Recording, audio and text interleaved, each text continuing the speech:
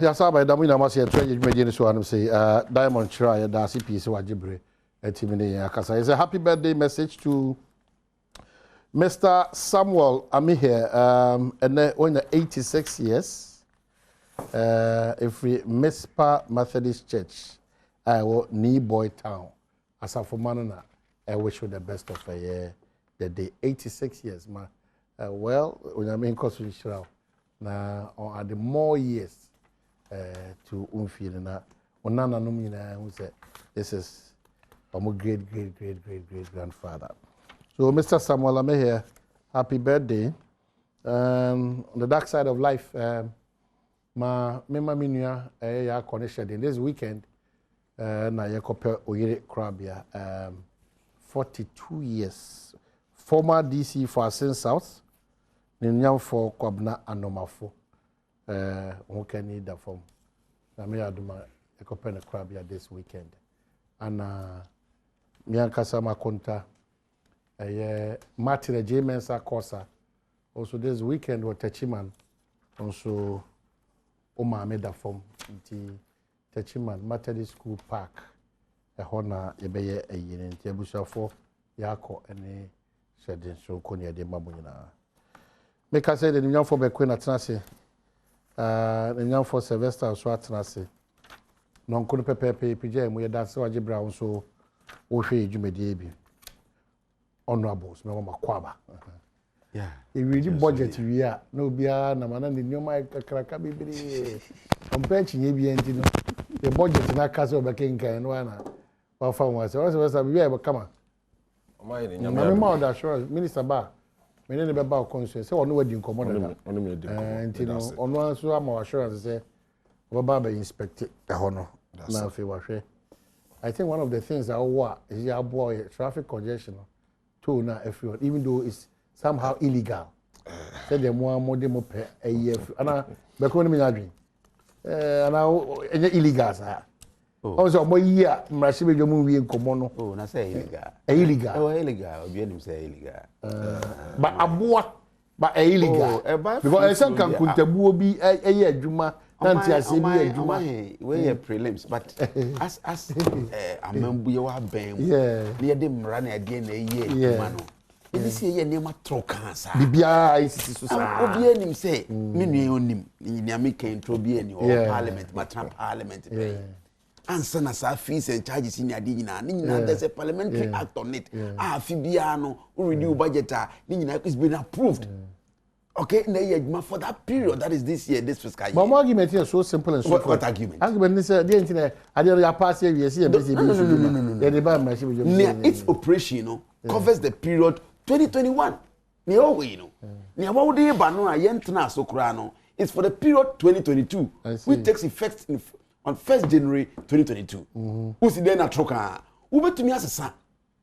Under a certificate of urgency. Fuck Parliament. Aboswana watching out to me, you know. No one push him out because of such a honorable, not head government business. So why the haste? Uncle Yeminia. I see. Uncle Ye. Oh, Omo Pepri Omo. Oh. A hunter be Umuasao, we are the Mount Joechi. Minian so there. Nanka Minimisa, a Rose Minister. I'm a quarter. Oh, say Madame Ford, Nanka Minimisa. Away dear. So what take Baumia tax 9 or 1 See, they are looking to rake about 8 billion. From that, into no ye view on a Papa. What's one take petrol so? Don't say, you be not drive for say, oh, yeah, the same echo by you getting view. But yeah, and you set populist approach to the Debo. No, Sylvester book ya go fan kaka. Eso do. Eso nye ho na mbesi ehwe. Say no see ayi ho na. No ba see. Uchi ayi ho. No ba go. No wa penya go ni o. Am mark ni o ma bebre. Sylvester. O ma he.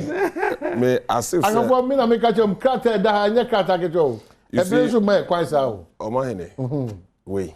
The budget statement and economic policy of the government of Ghana for the 2022 financial theme, building a sustainable entrepreneurial nation, fiscal consolidation and job creation. Eddie, okay, the first one. You're very good at that. 2017. Yeah, we're very good. na mamenchi mamu tro ne oma mani eto asum pa ho omahene yeti hoyi na musa hwehwa mamu hu ye problem entrepreneur na mu dia be wo so you see intro nti said your minia penny yeti hoyi one was say waka to Ghana for trim say omo ba omi tax e be raise 8 billion eno nti na ade policy statement ye da we share budget e ready one me gidi say oni copy yin chair bon we o na ma me chair tie for na me so me ka say omahene me organizer Patrick Obin Adom. Yes. Ono so o ka say ni makonta de Saturday me ne di nkomo say dia metumi akọ. Okay. Saturday ebusuafo nyina eni adofo emejam ye. Patrick Obin Adom, me constituency organizer in Penokwabre. Na me initial comment ma me mra hobium. Mesre Ghana ni bia say obia wo ho kwan say budget statement and economic policy of this country for 2022 no they are available na minua penny ntina we din kan edi ba kwa tum o be raise 8 billion akana tra now so the policy statement and the budget enye sanity wan o mahini bibie ni krom ha ye yaye mu hu konta e kontabuo 2021 2022 ebum aban expenditure bia ebum sika bia aban nya bia ebum yebo hu konta so waka na tra ba ma nko asem odin kaka about the road tolls no the policy statement of government I present here no the policy statement itself no cannot repeal the road tolls no every ho it cannot. And this also o anka yen twen yenye yemji budget no ntumu a ye gi policy statement to ye debate no wie Friday a policy statement no na ya gi atum na wo emra bi a opese osisa there's a processor what you call and what the ministry sought to do is to amend or suspend the policy implementation of a policy and it will come back to parliament whether to repeal, reduce, increase and also process well. So it is not we say the facts a policy statement number we hunting. And that mean no cause e-levy ho asema ye kan. A policy no ho ansa na mra e the budget council be. The fact say you pass policy statement on Friday it does not start say ye ho na you start EGG wait no you must come and have a bill passed specifically for that. So this is the budget statement and economic policy of your country no.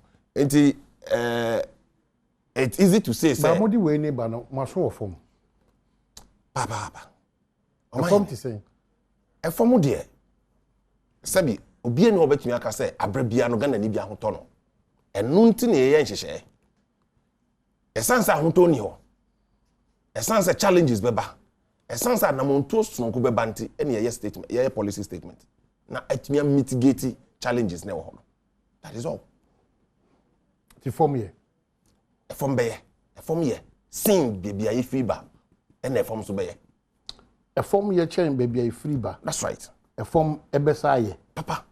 Because baby I do and you feel say a yes sing baby a free bar. There's still room for improvement. There's still room for improvement. So what would the Ghanaian pride itself with?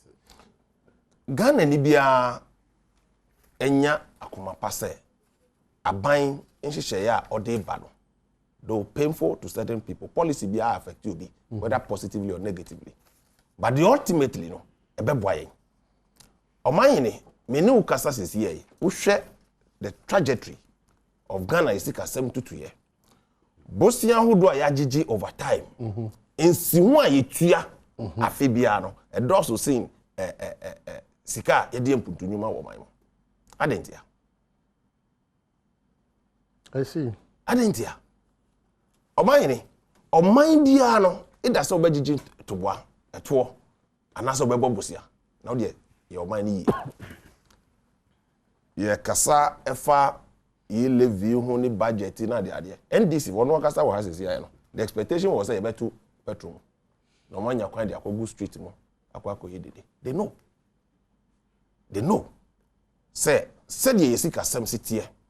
Said ye enyuma sem tie ni you need the money media de bia me ka say Ghana ni bia no yemfa hobrase yemfa kasapa enchech nsem nche Ghana for it is in the best interest of these countries ebenya revenue ne dia ye ejuma we reduce the burden of overly dependent on loans for development ultimately no Ghana ni netua. Okay, so the issue therefore becomes munim say the culture nyoma munim say the reframe ye relabel ye rename but any impact that needed impact continues to be a problem. Obatampa Efrioko you start but it's the same Obatampa. Obatampa is still there. And I'm saying Obatampa Efrioko you start. No, the you start is different. Oh, but say me can't say there a form for ne kana wa boy won chiremu. That's right. You Obatampa by a home kuntabuni accessibility of that fund the kwano is more than 1,000 question marks. Kwa dance be honma assessing that fund alone you need to put a stop to it and then continue to go to the open financial market and go and seek for something better. So I say, and I'm going to use that. And I'm going to say, if you read what the New Patriotic Party, if you listen to what they say, protect state resources, Baumia charges head of state agencies. Extremely beautiful. Right. One typical example, Oko Forestry Commission. You have 3 deputies. Yes, our executive directors. The technical people who are supposed to work there. We are talking about protecting the public purse. In the Act of Forestry Commission, where from deputy CEOs or whatever. 3. 1, 2, 3. No go. We are talking about protecting the public purse. That's where the challenge is. Remember my trend analysis. You see, one day because the politicians should be held responsible for what you keep telling us. And let me be honest to you. The Wakabia as a party. Say a idea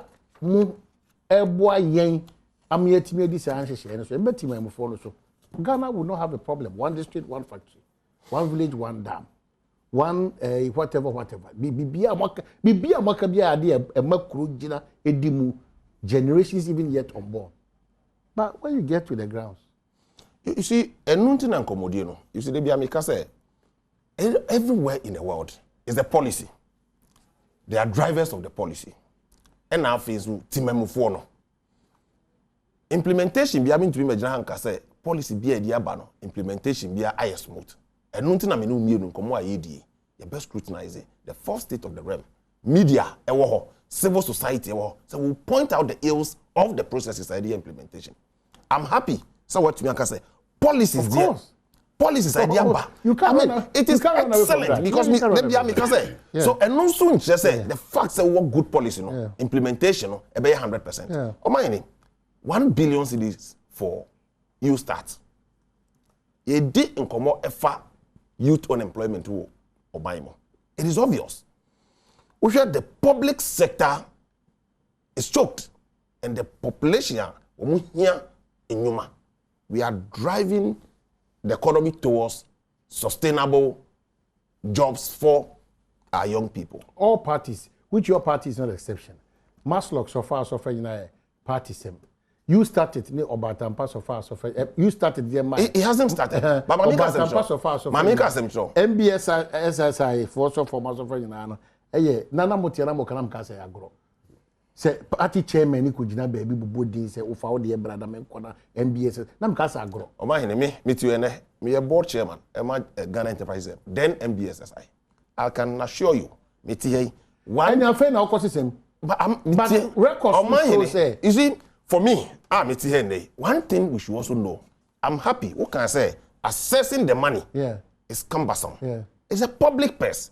The fact that a policy had been initiated, now I was see a Ghana for. You don't just wake up and assess money. But assessing it, it may tilt towards a particular line. No, but you see, that is the same situation. When him say, you will come planting for food and jobs. Former member of parliament on the MP. What the dances? What the dances? He had the papa. What benefited? And he has improved his life. Even in that locality, who doesn't know he's an NDC person? It is not to say that Yes. The masses na the vulnerable masses na and pendodona it ends up in political parties and more power. In this case, the MPP. It ends up with your people. This allegation is difficult to prove it. Oh. It's very, very difficult to prove. Yeah? One of the challenges I mean, car business, COVID buyer, I got an EBI application. Oh, now party for Abba. Or say, honorable. Me ni NDC ni tifie. NDC ni enya. Me nyedi. Talk to people. Who your application, especially application online? Who determine whether you NDC and so it's the safest means, but can we say nipa na yejuma? No, but say anya nipa anyemu ni jidie.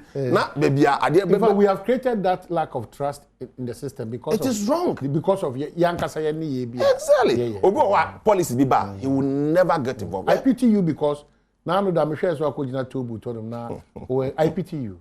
Because you couldn't speak to the realities. You spoke as a politician, but the truth is that even though Ebaba Mrashibe Jomini Abe Hesa na Montu say ya na say no crepa ne say wa won kono a na say okujina ho na oblemu na na do dan kwa na John Dramani mama. You know, we have to tell you what has that got no to credit do? Say at the time I was no, there. I'm saying that I was there as an MP. But that's what I'm saying that me na me ya na me in view back because a member of parliament cannot say anything. Member of parliament is to encourage and to ensure say abai sha masai sin to that. But no question say Ghana fontie. Kaka. And you be one ma yebu ye nigusu. And you say eye mra. It's an illegality. And yebu ye ni egusu because more therefore ya mo ye de bia dameka. Ka boni pa wo ho a nyoma ye keka fa abai wo so. Me say nkwala wo ho as young as 14, 16, 20. And I'm catching say aha mo gine me boa mo na mo kosua adwuma. Obi anko. Obo gina wo sere me. Almost let me that try and come but I appeal very quickly to me krom for Newmont for Mesremo. Hwidiem Kenya ase kwan. Afa dem futuro na ma adehye no atoto almost stores mo yare. Enti certificate of me nua wo na mensin krachi. Mesremo se odi nsuo kura fa so kakra ma na se wo appeal to Newmont for so mo fa nsuo emegugu so ma dia mesre.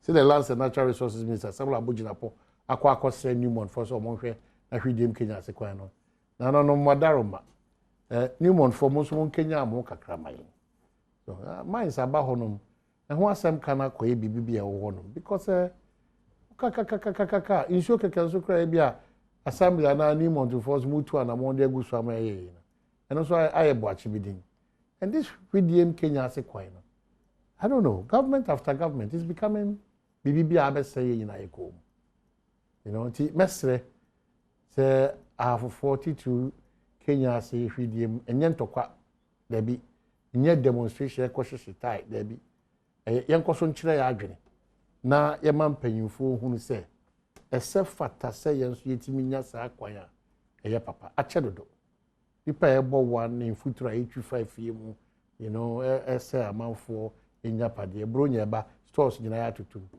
you know Newmont boy the biggest beneficiary of the proceeds are and what's onyamedi Adom afofo. Why can't you help us in that way? So onya kwan so ensure kakra so divem je. Na afom panyimfo so sit up. No? Sit up under the able leadership of George Bush. Mon Kenya mo kakra Frida Prempe, Obie, Collins Dauda, Eric Opoku, you know, Bano, Nanano Madaroma. Yesremo mo mo homene so kakra ma nyoma bi ho a intimi nsesa wa afo ntokwa de hu hia ye pempuntu ye pemmabru no so edaache eno ne hia ye kese pa ti mo mi intimi hwe na ankofa de foforo bi ansambe how be queen yeah o man him medasi me fa kwanya nso na machia watiefo ene wonu ma I share this program of our power station o ma hin time de odi agrabe ho ana na aso ano sa na wo se watro no ma be e da kwa enko de ya kan e di enko mo se ya e di enko na edi kan no me general me secretary in my constituency the longest serving secretary a cater to democracy cater for you ni ade a orasum okay nyame ato safre no ya ye na otwe ye be na yindo in March but me man na me koso ama na bisuafo ya okay the longest serving party comrade. Oh, wow. Yeah, rather so. Or your PDC CD and ya be seen there. Oh. Na me ya me di hu ya no pay kakra. Me ni me nua tete na na be tran de kan akwan asem. When the minister ko kasa fa tete de no. Na bia kwa me ono nya minister nim Adom me media the minister kwa say chire ni aka wa so kasa na di ko to minister say di ko o si ni nua be ma o ni be queen o do nya na me parliament but I'm still the ambassador of Upper West Achim. But it's very, very important. Yes, it's very important. Upper West Achim, yes. They don't make a show. Yes. Yeah. So yeah. I think the OTA already. It's important. Okay. Don't show number Upper West. One year crown. Nyanoa true to Krodia, Bremai, Kwabanya, no Chumko, Pukua constituencies are quite a cost for doing it. Yeah. A woman shall measure my. Okay. But that's until next time when didn't come. No Upper West Achim didn't. Yes, so it's done. There was no. The Ebobo. Ukraba, because we are praying for me coming here. There was no. My near fats our budget. Every brilliant me for a book as you cray. Media near Hammy. Ni coming soon I made dream. Any bow me a tax. Okay. We are not doing bow me a tax. Say tax no. Almost said that who say banty not because I shall say. Or cancel my chassis and a bum on but to so about me a kind idea. Say, no quasiminia. My inquiry. Mumu ya come once somewhere ne. A buying we. And then we rub our mia so at the tax about to 1.7. Vendors nankasana. I know moji. And now tea, yes, you are sending a here for the encounter. One I say a here for the 700 cities. And then I say, na me kwakura. Me do ope, and I mean madam for you and crying. Ne ma mean tiapo. No send is cafa so. Say means from money me we kura ba kwa se. Non kono ko ede nko yi man maame na nka say sika we your bad time 200 cedis a odi kwa koto adru me abrewa a ontumi nante na ne babo modin yes ne ba yes e bi no wo na mo ni maame yare na said o send ne maame 200 da aban say mateso 1.75%. Eya homete ne ha dwekura ne say hwe yeti we no so be discard 1,000 cities e sha ase ye gitum na e sha ase no be send you 1,000 cities efi system no so eye momumu de brewo a 1,000 cities no minua wono mu a say ye vote offense say MTN de ko faso pepepe no omuti 1% no watiasa eno 10 cities ni ko wanya loke nipa na wo de come no kura no wo pese o jiri 1,000 cities pepepe no nto niska e say o de 10 cities kura sai den e kan na ko 20 because ye te wo ha no ko jiso ya te no aban say sika no ono so de 1.75% aide account we mu di 10 cities no aban di 7 cities 50%, 17 cities 50%. In the sika na e ko no se nyame ampatna san ko tue ni pa 10 cities ka homa no a in the 20 cities plus 17 cities 50%, the sika mu 37 cities 50% e ko ba o mi tax nti I don't know we calculation sir calculation we na se nipa no e wo ni sika no odbetue yi a 10 cities 17.5 count 27 cities 50% na e ko. So now is the vendors no you try that 1% charge. Yes, sir. Sure. I buy way ye nyina nim say oh nya na ye preach say we should move to a cashless system. Say a system on me you mu a nka sika kra de ye den ye nkura sika. E wo phone so now they come we na come we na bank transfers. This am ti we. Me ye bank transfer na ba. Na say me lose sika bia some me this 1,000 come out. Now so the phone so e come obi a me dey e call na e so ate 1.75%. E call me nua be me ojan we e so ate 1.75%. Into wodi agro say yes ye go through the system na sika ne be ko na nim de kakra be empen wo twe so no. connect can I day asa ye koya na say ye buy ye ti we ye nyina nim say Ghana ha ye wo ye mbanom ene ye nuanom ene ye wo fasefo e wa manone na hwiri wani ho fifiri na dia support ye enu so na bu aban mani nya ne foreign exchange ono kura bukuru obetumi a kire wo sika toto abanya in terms of foreign exchange e cushion this economy nipa bebre wo man mu a ne ba ye school fees if you abontin na eba nti oba school fees no a ye de bre no as part of the remittances ono ni fi abrochi ba no aban si da bi 1.75 na what TF so this year bre 2000 a 1.75 no mini abema calculate sika bebre na abenya TF so aden yen kase ma ban pesika mfa nya adwuma ba sa ban ya na wo opposition owura baumia okase aban ni hafo na odje to asere wa ya adwuma nya no kan na fie ba ne den to bebre mu ba fi kuto ya twa to wa egu 2021 budget ba yeso mo de bola de ebeto so yanka bola tax mo de atoso recovery tax mo de atoso fuel yi mo beto na NDC aye hwehwe ya within a period say ye betua that legacy debt awie no mo ba na sa to na da so no mo de akote bosia asa de recovery tax asa dey asa de atoso weni munya na pailia na ma ene projections I want to say ye be di bronya no na ye to liter of petrol e wo huma yi so 7 cedis. Those are projections. Yes, say no kwye to na himi nia ene gallon akɔhwe 31 cedis o ba bi ena driver fu ensu say anka be yi a monte so ma mantumi ante hwe na mo da ba sue nipa hwe school for and the schools you have to pay their fees through the electronic system. We in school ni now we school now you pay 2 and the bro na de kofa abai say mate 1.75 e de fiso nti na ne be ban say e be kwa nso a sika man ne kra be call transfers e be call black market no and then me tie me ne be because wo e mefa fi na na emu the risk involved and so about day abe 20 so nti ye dia desue mu a na abe to ne Ghana for so enu ne ye kan se kan wasem say min gen this is our budget yi ese koso eye adwuma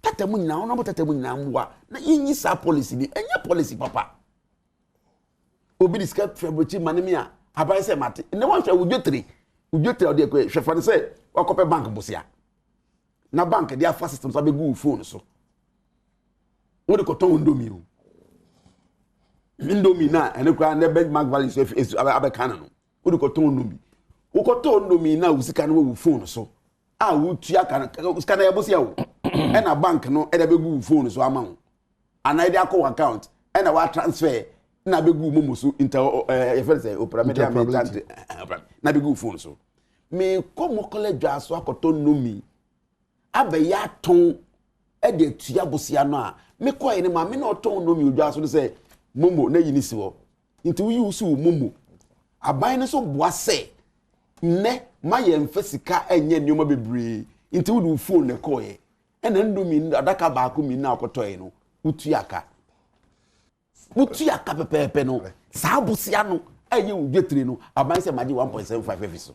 Okay, so probably what you need to know about this digital or whatever transaction e-levy on sem no mame maunya 1 or 2 bi ansa na honorable Bequin so digital transactions have experienced steady growth over the past couple of years. Between February 2020 and February 2021 alone, Ghana saw an increase of about 126% in the value of Momo transactions between 2019 to 2020. Now, the e-levy is the key mechanism that the government of Ghana is using to help ensure more Ghanaians and the public contribute their fair share towards development of our country. But the e-levy is a key mechanism that the government of Ghana is using to help ensure more Ghanaians and the public contribute their fair share towards the development of our country. Now, why the catcher will say Ghana for do na? When the catcher will say Ghana for e-levy by no do into your tax. You have direct tax, you have indirect tax. Tax on our incomes. And now because the formal sector no to who ya ban adwuma no. And they tuya because one day we see kanu ye tuya okara na ye ne yeti. What about the indirect tax? Tax be na ye dey be go fuel so no. Eko transport first, but you can afford it here. VAT na eko nyoma na yeto abontin so no, and you can afford it here. The minister must withdraw that statement. The minister, so person is specific. On catch Ghana for say ba the income tax, the direct tax na nwa otua no eye kakra bi. No ntwe na ni hwe the informal sector. Na mo mane meka say nwa etua tax no kakra bi na etua. Why na kachre no wo man mu? Indirect tax obia Ghana ni biara wo ton nyoma bia wo friend saying who involve yourself in surface taking bia no you pay that indirect tax. Intanya no kre. Okay. So me ba aban we buy no taxes in con dia ba de okoso a wa maintain ene de was scrap free ho meka eno so a kire. Then we come back to the conversation say eto no mpo aye gigi no modaro masabi ye gi no ye nya ho nsunsuanso a etese ye nya na. This conversation no ye ni bra ye nye MPP NDC the moment you miss the now call MPP NDC emwa ko MP NDC ba a towards year will still be in the section, but the usage of that towards year no should be a challenge. The NTRC also say they said the area be quick say me mane me maami ana me ofa bisika o sa GB wo so no nti saa de na o ka say enyi no e de empa na omususu mu omususu so metim de a replace saa de no e kwa ba e be beto en common so a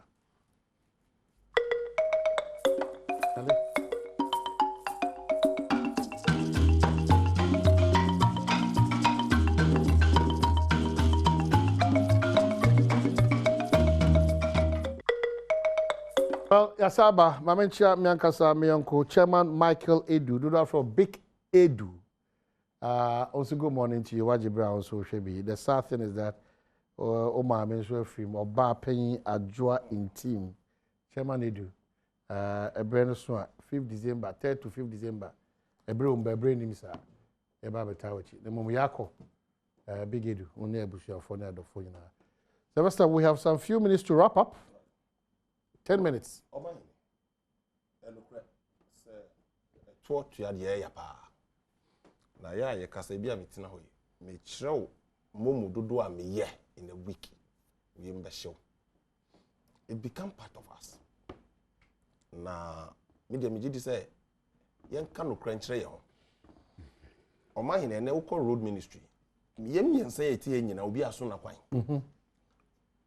Road sector ejuma contractors aye certificate am generate or say tua omoka na tua omajuma so it's about 9 billion cedis yenye sekentua ye je bese akwan koso obi a pese na akwan ye ni ye dia e me say tie obi akwan ejuma e wo say omu ye wo ho omu wie sika de betua omoka it's about 21 billion njuko faska no NDC ja contractors ka e da ho ye beto ye yesu ye di bia ka ho obi anso so ahemfo a software MPs onobo makwanta nya si parliament o kasa wi ya na MP bia di nechi omo kohwe ahwe omo pe omo kwan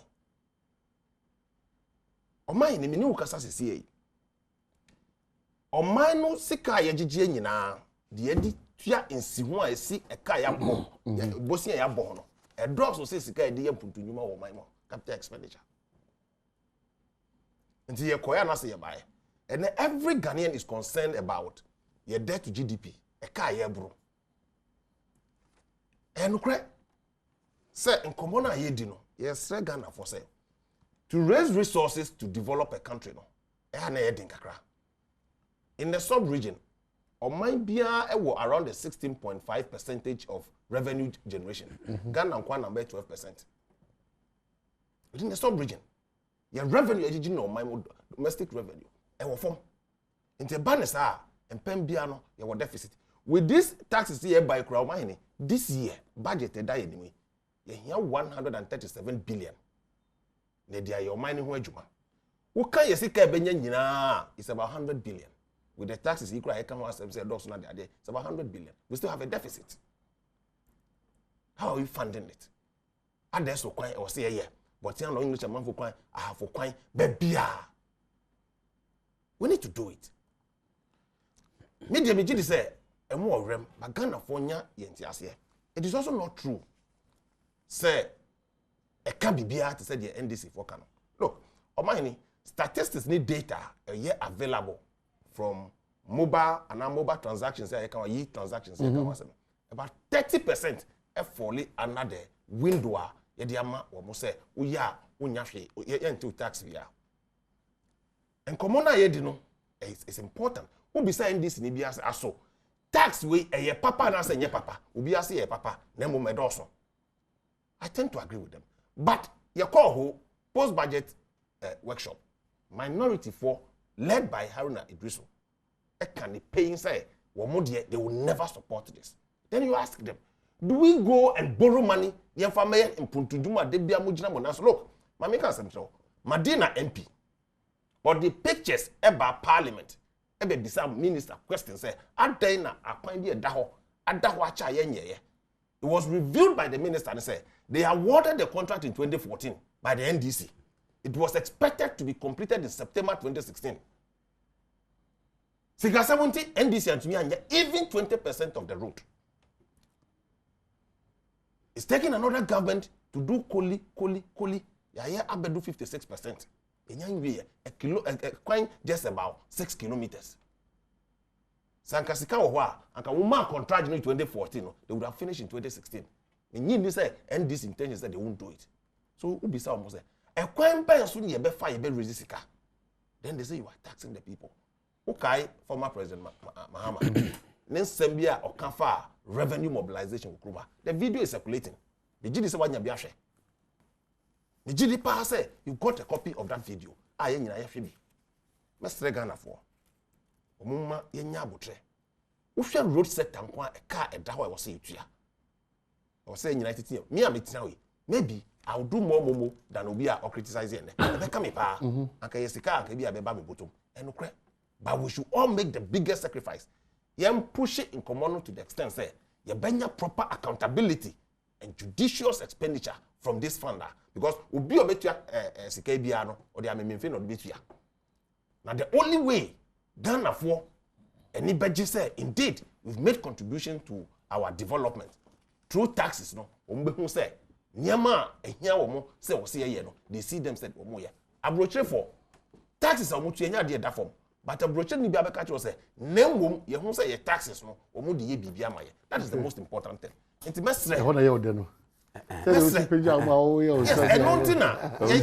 walk oversight. It doesn't for 3 minutes now. And you walk oversight as a parliament. Yeah. In contributing I was saying it is not enough say be approving the budget estimate for ministries, departments, and agencies. I was saying and I was happy you call who oversight of parliament over the executive. Ensuring the protection of public exactly. A key. A key. The key. Demonstrating that you are ensuring that protection is not is relevant. There's a tendency when there are no proper checks and balances. Okay, wrap up. So we all need to act as watchers. Ghana for what? Ghana for say, what you move tell us. Abraham nua be ma no kan say, akwan bebre o we say we yes captain say, go fear the Ghana for bro. NDC what the Ghana for bro. Me tell you India. NDC over the 4 years, Mahama 4 years or no. Tax revenue. Both tax, non-tax. That is oil revenue, any tax revenue, any borrowing now for the period. Check your records. John Mahama buying just around 200 billion within the 4 years. Akwanya ye can want some hospitals do ye can want some and niema kese adoma ama kilometers kilometers of road. Don't waste my last 3 minutes, please. You see, so can work at Rich Hospital, University of Ghana Hospital, Bank of Ghana, any dodo you can want some to me matching in just around 200 billion. What will buy within this 5 years? About we are raking about 450 billion. That is why the GDP of this country has doubled. Please. The GDP. Oh, the GDP. Why are you doing that? Please. Don't panic. Don't panic. Don't panic. The size of the economy. And the size of the economy. When you are not paying, I don't come to an but the size of I'm not talking about the size of the economy. Why are you not talking about? Oh, please. Hold on.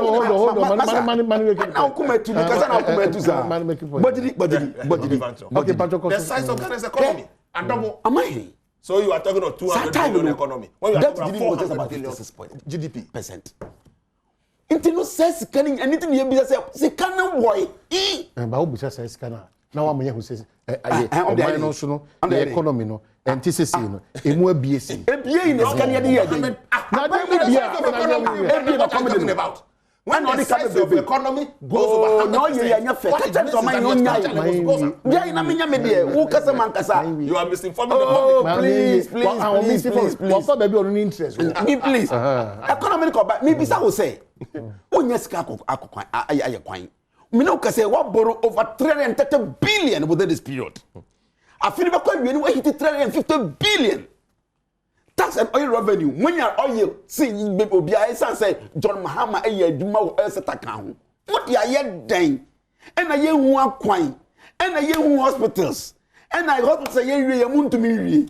And if you're comedy Ghana mine, and I'm going to tax the bay, ever go so, what the year dying. You know, we don't charge you, Papa. So, my Budichi be say. And it's on them come about Munya. But I bring Nano, I brought from the say, Massa, Munkuntanye. Bosia Babu Munyano. And who? And that one, I said, I could join the BC boy Yemuno. Over that 450 billion, both in borrowing, tax revenue, and oil for that 4 or 5 years period. NDC had 200. Shajuma ediye mudi ye dang and the tax be baby me ya okasa mankasa let me finish please but that's not going to come to please let me we are member of parliament budget statement for 4 years what are you talking about when you sure I should say what would you hear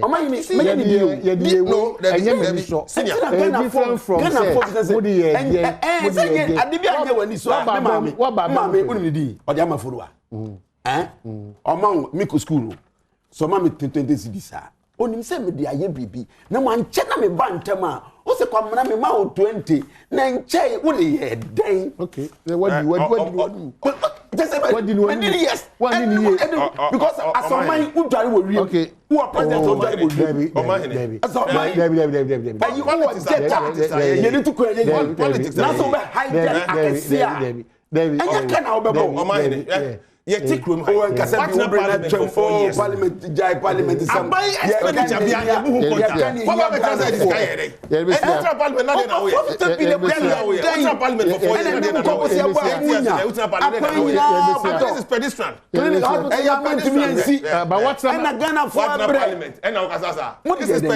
what